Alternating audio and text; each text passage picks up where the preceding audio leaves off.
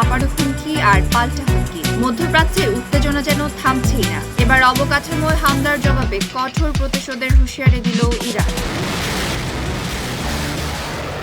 ইরানের সর্বোচ্চ নিরাপত্তা সংস্থার প্রধান মোহাম্মদ বাকির জুল ঘাদর বলেছেন, দেশের জাতীয় অবকাঠামোর ওপর যে কোনো হামলার জবাব সরাসরি ইসরায়েলকে দেওয়া হবে। রাষ্ট্রীয় টেলিভিশনের প্রচারিত বক্তব্যে তিনি বলেন, এ ধরনের হামলার জন্য দায়ী জায়ানবাদী শাসন ব্যবস্থা ইরানি যোদ্ধাদের পাল্টা আঘাত থেকে নিরাপদ থাকবে না।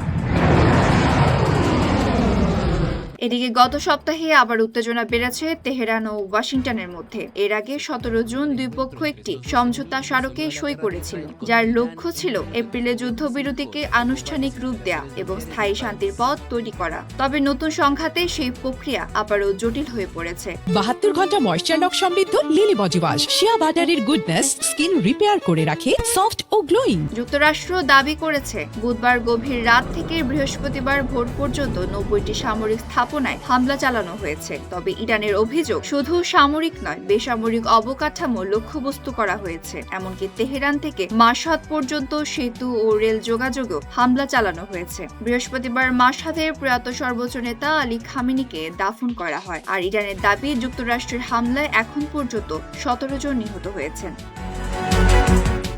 Desk report, Dhaka post.